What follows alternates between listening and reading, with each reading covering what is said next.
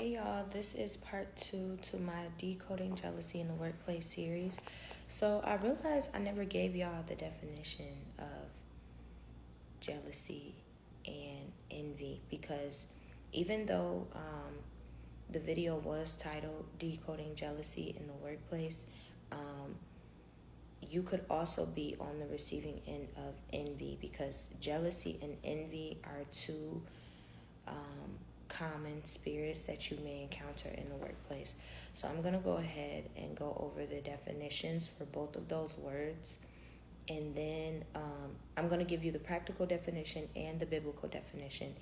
And then once I do that, we're going to go over the last 4 points that I had written down in regard to this video so I can give y'all part 2. So for jealousy, next to it in parentheses, I have covetousness because that's what came up when I looked it up online. And when I look up words, I typically will always look up what the word means, and especially if I'm doing Bible reading or if I'm doing a video that I believe the Holy Spirit has led me to do, I'm especially going to check that biblical definition or really just because it's not necessarily like the word jealousy and its definition is not necessarily written out in its Bible, but what when I look it up online, it'll give me what the word is described as in the Bible. So I have jealousy in parentheses. I put covetousness because that's what came up. And next to that, I wrote wanting what belongs to someone else. That's the practical definition of jealousy, wanting what belongs to someone else.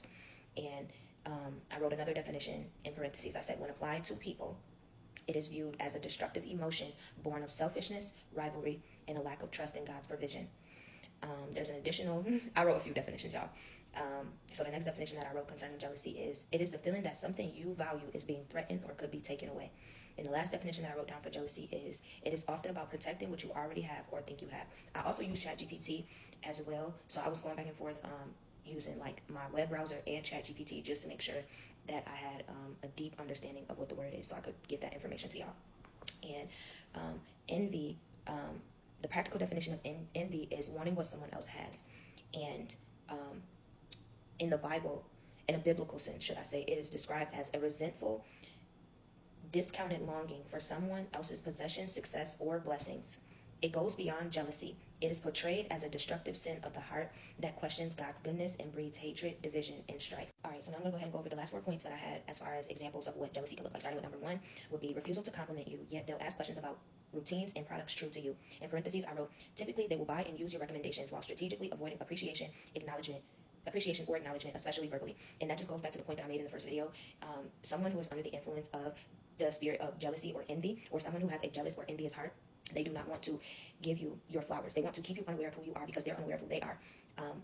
And I learned that jealousy is connected to timidity. Like oftentimes a jealous-hearted individual will see somebody go after what they want or what they want to explore, and they will be mad at them for going after that because they feel like that they don't deserve that, because they don't have the courage to go after what they want because they may not necessarily believe that success is attainable for them. My next point is they're uncomfortable, annoyed, irritable, or confused when the attention, focus, or praise is on you.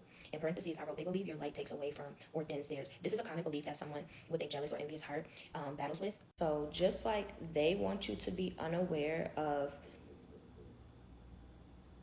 how admirable or great they think that you are, even if they won't admit it, they don't want anybody else to be aware of you in the same sense, because a jealous-hearted or an envious-hearted individual, they have an agenda about you, and they are going to do whatever it takes. A lot of times they're going to do whatever it takes. They're going to do anything in their power to get anybody, even if it's just one person, to hop on the bandwagon of that agenda and believe in that agenda when it comes to you.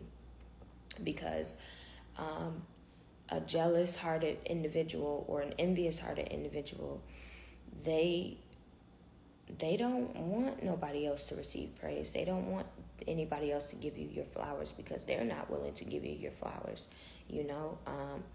because they are not secure within themselves. So my next point is they may attempt to lure you into their gossip, drama, and mess. In parentheses, I put, this is a slick tactic to prove to others in their own narrative, aka their agenda, that you're a fraud just like them. They oftentimes, someone who is dealing who is under the influence of a jealous or envious spirit, or is jealous hearted, or has an envious heart, I'm not going to say that they're not good people, because there's roots to a jealous heart. There's roots to an envious heart. It's raining, y'all. I did not think it was going to start pouring when I was making this. But there's roots to it, right? And someone could be jealous-hearted, but it's stemming from a deeper place. It could be fear of abandonment. It could be insecurity. In the same sense, with envy, it goes deeper than just wanting what somebody else has. Literally, if we go back to the definition, it says that it is portrayed as a destructive sin of the heart that question God's goodness and breeds hatred, division, and strife. It's deep, y'all. Like these spirits they cut deep. They're very cunning. They're very they can be very aggressive in some cases. Like, for example, Cain was not only jealous of Abel, but he envied him. And that led to him killing his own blood brother. Like, that's crazy. Like, you really don't know. And like, this is truly a dangerous spirit, which is why I'm giving you guys examples. And I do encourage that if you are experiencing the examples that I'm giving you, or if you are aware of the examples that I've listed, I strongly encourage you to keep your distance with these people. You can love somebody from a distance. You can treat people well from a distance. You don't have to allow emotional access or emotional closeness to these individuals. Protect your spirit, because it matters long term. Protect your spirit. If you're aware of these things, if you are noticing these things, you need to protect yourself, because the first step of protection is God allowing you to be aware.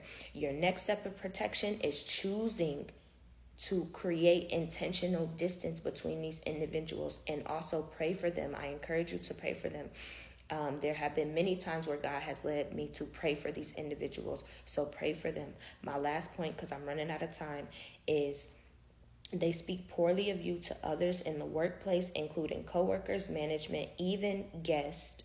Their goal is to taint your image so you don't look as glamorous, in quotation marks, to everyone else. They don't want anyone else to see how great you are. They don't want anyone else to admire you, because even though these people may be displaying hatred, they secretly admire you too.